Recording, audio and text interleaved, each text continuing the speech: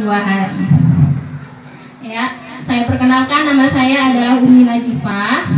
Umur saya 26 tahun. Saya mengajar sebagai guru honorer itu sudah 6 tahun. Jadi Bapak Ibu, saya berdiri di sini bukan untuk menggurui, tapi saya ingin berbagi sedikit pengalaman saya tentang menulis. Jadi saya ini selain guru, saya juga adalah penulis. Hanya saja dari buku-buku yang sudah saya buat, tidak ada buku cetak. Bapak Ibu tidak akan menemukan buku saya di Gramedia atau di toko buku manapun, karena buku yang saya buat berbentuk buku online yang hanya bisa ditemukan pada platform-platform kepenulisan yang ada di internet. Kalau Bapak Ibu pernah mendengar platform seperti Good Novel, Innovel, KBMA, Joylada, dan Pizo, ya. Pizo sekarang lagi naik daun ya kan. Ya, disitulah saya menulis Bapak Ibu. Jadi saya mulai menulis itu sekitar 1 tahun yang lalu, tepat di bulan Oktober juga. Awalnya saya hanya sebagai pembaca. Dari saya mulai SMA, saya memang suka membaca buku. Saya lihat buku-buku di perpustakaan sekolah. Waktu itu masih banyak novel-novel cetak seperti karangan Andrea Hirata, Asma Nadia, yang waktu itu juga lagi trennya tentang ayat-ayat cinta. Itu kan bukunya tebal-tebal ya Bapak Ibu ya. Itu saya waktu masih SMA kelas 2 SMA, buku seperti itu udah saya baca. Saya pinjam dari perpustakaan sekolah, kemudian saya baca sehari 2 hari selesai. Habis itu saya pinjam lagi, nanti sehari 2 hari selesai. Kemudian hobi saya membaca itu hilang seiring dengan kegiatan kesibukan saya sebagai mahasiswa, kemudian ibu rumah tangga, dan juga guru. Jadi pada suatu hari sekitar tahun 2020, ketika pernah ada viral cerita tentang KKN di desa Menari. Adakah waktu itu kan Bapak Ibu? Kalau nggak salah memang waktu itu di zaman COVID, bertebaran link-link tentang cerita tersebut. Jadi tanpa sengaja saya melihat ada teman yang membagikan tentang cerita tersebut dari salah satu grup kepenulisan di Facebook. Kalau Bapak lihat di Facebook itu bisa di pencarian nanti grup komunitas bisa menulis atau grup KBMA. Nanti bakalan keluar bermacam-macam grup di situ. Jadi disitulah awalnya saya mengenal dunia kepenulisan online. Saya awalnya hanya membaca. Saya lihat karya-karya penulis senior, saya baca satu persatu. Tapi anehnya, setiap saya baca satu judul itu tidak pernah selesai sampai tamat di Facebook itu. Paling hanya bab pertama sampai bab 10. Kemudian ceritanya menggantung. Saya cari lagi judul yang lain, begitu juga. Sebenarnya kenapa seperti ini? Ternyata penulis-penulis senior itu memindahkan tulisan mereka ke aplikasi. Jadi waktu itu ada namanya aplikasi KBM App. KBM App itu adalah aplikasi yang diluncurkan oleh orang Indonesia sendiri, yaitu suaminya dari Asma Nadia, penulis yang karya-karyanya sudah banyak difilmkan seperti Assalamualaikum Beijing, Catatan Hati Seorang Istri. Ya, jadi itu adalah suaminya, namanya Pak Isa Alamsyah. Jadi dialah yang membuat aplikasi KBM App tersebut itu untuk para penulis yang ingin menulis karya-karya mereka. Jadi ketika penulis tadi mempromosikan cerita mereka di Facebook, maka untuk bab selanjutnya mereka akan menulis cerita mereka itu di aplikasi. Jadi ketika pembaca yang melihat itu sudah terlanjur masuk ke dalam tulisannya, kemudian penasaran, jadi dia akan melanjutkan pembacaannya itu ke aplikasi. Maka dari aplikasi tersebutlah penulis akan menghasilkan uang. Jadi ada bab terkunci, dari mulai nanti bab 12 itu digembok. Cara membuka gemboknya itu adalah dengan membuka koin. Membeli koin, mereka membeli koin top up di Indomaret. Satu bab itu biasanya 15 koin, kalau diuangkan 1.500 rupiah. Jadi dalam aplikasi itu ada namanya sistem bagi hasil. Penulis dan pemilik platform. Jadi penulis 70%, penulis platform 30%. Jadi artinya waktu itu sekitar untuk penulis itu sekitar 1100 atau 1200 gitu setiap buka gembok. Jadi saya pun tertarik ingin juga jadi penulis. Apalagi saat itu ada penulis senior yang memamerkan penghasilannya dalam 1 bulan dia dapat 61 juta. Kita sebagai orang biasa, guru honorer lagi, tentu kalau melihat uang segitu ingin ya kan Bapak Ibu, kok bisa dapat segitu. Jadi saya pun mencoba memberanikan diri menulis cerita yang waktu itu trennya di sana adalah fiksi drama rumah tangga, seperti kasus perselingkuhan, KDRT, atau konflik antara ipar dan mertua, seperti itulah contohnya. Jadi saya buat waktu itu tentang kasus perselingkuhan. Saya buat 1 judul, yang pertama itu story adik iparku di akad nikah suamiku. Waktu itu ceritanya itu kalau judul memang harus panjang supaya menarik, karena pembacanya di sana rata-rata adalah ibu-ibu rumah tangga. Jadi mereka suka cerita drama rumah tangga. Kemudian saya tulis satu bab awal, saya terbitkan di grup Facebook tadi. Kemudian mendapat respon yang baik.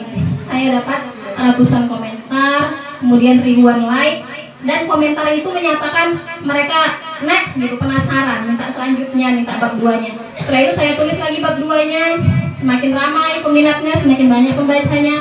Saya teruskan sampai ke bab 10. Kemudian di bab 11 saya minta mereka untuk ke aplikasi. Jadi kemudian saya buat akun di KBM App, dan pembaca yang tadi di Facebook mereka masuk ke aplikasi. Di aplikasi itu mereka membuka cerita saya, dan dari situlah saya mendapat penghasilan. Dari 1 judul pertama itu saya mendapat kurang lebih 3 juta rupiah. Penambahan setiap harinya itu 100.000 dari buka gembok. Kalau untuk sekarang, sampai sekarang, karena cerita itu kan sudah tamat tapi masih bisa dibuka, penghasilan pun tetap nambah. Jadi kalau sekarang dari situ bisa sampai 5 juta. Itu dalam 1 platform. Kemudian dari KBM App saya pindahkan ke aplikasi yang namanya Joylada. Jadi cerita saya ada 2 tamat di KBM App, saya pindahkan lagi ke Joylada. Di Joylada pun saya mendapat penghasilan jutaan rupiah waktu itu. Kemudian di bulan Maret 2022, 2 judul cerita saya itu saya tawarkan lagi ke aplikasi Pijo. Waktu itu Pijo masih menerima naskah non eksklusif, artinya naskah yang sudah pernah diterbitkan di tempat lain, dan mereka menerima dengan sistem jual putus. Artinya harga itu berdasarkan view di platform sebelumnya. Jadi waktu itu saya 2 buku dapat sekitar 5 juta juga. Kemudian setelah itu saya masukkan naskah yang baru ke Pijo. Pijo itu platform luar negeri yang memberikan penghasilan kepada penulisnya secara dolar. Jadi sekarang dari bulan April sampai sekarang ini saya masih fokus ke Pijo. Di Pijo ada 2 naskah eksklusif yang terkontrak, yang artinya tidak boleh dibawa ke tempat lain, hanya di Pijo saja. Itu ada 2 judul. 1 judul yang berjudul Aku dan Mantan Istri Suamiku. Itu saya mulai menulis di bulan Mei.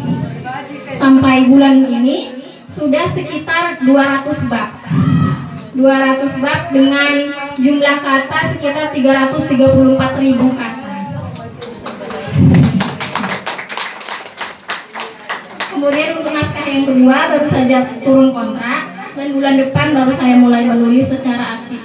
Jadi dari saya di Pijo itu Bapak Ibu, saya dari awal mendapatkan penghasilan, kalau dari pertama sampai akhir ini sudah lebih dari $2.000 yang saya dapatkan secara bertahap setiap bulan. Di bulan pertama saya dapat $180, di bulan kedua $300, dan bulan ini semalam tanggal 18 saya baru gajian $559, yang ketika dirupiahkan maka dia akan sekitar 8.500.000. Itulah gaji saya bulan ini. Jadi dengan menulis ini saya sebagai guru honorer merasa terbantu. Saya yang awalnya bukan siapa-siapa, akhirnya belajar sedikit demi sedikit dan membuat tulisan yang kemudian dinikmati oleh orang lain.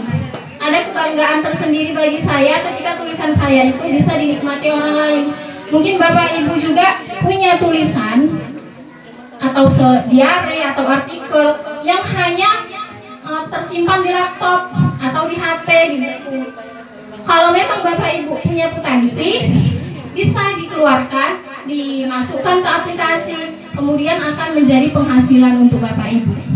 Apalagi kita sebagai guru honorer, ya kan, gajinya tidak seberapa.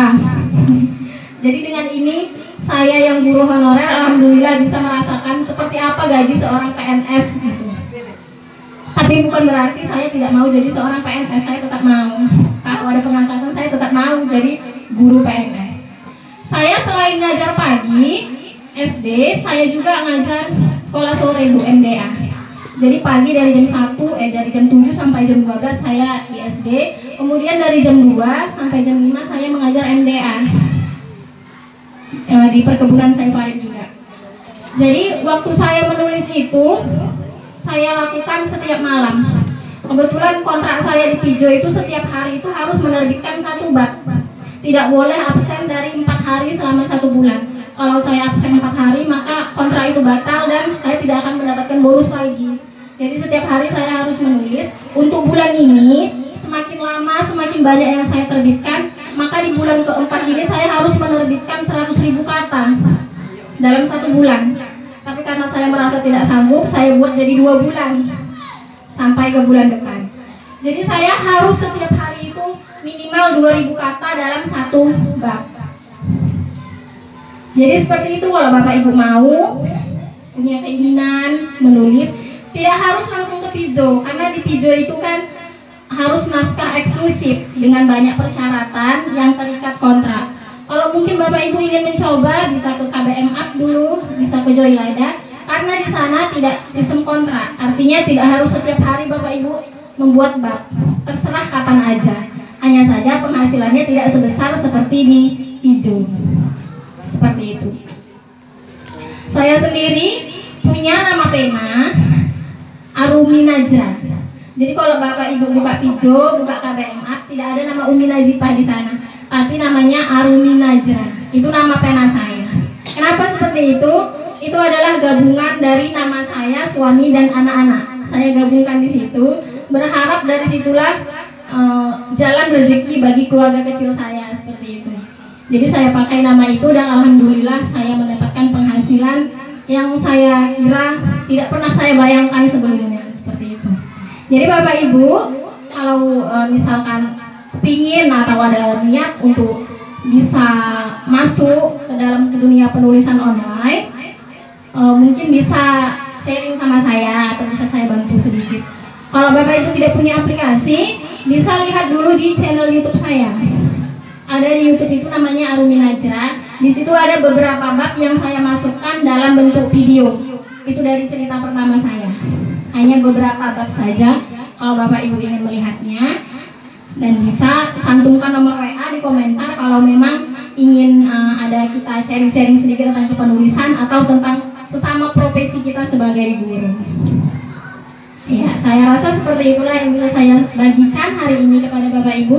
Barangkali Bapak Ibu ada yang ingin bertanya, maka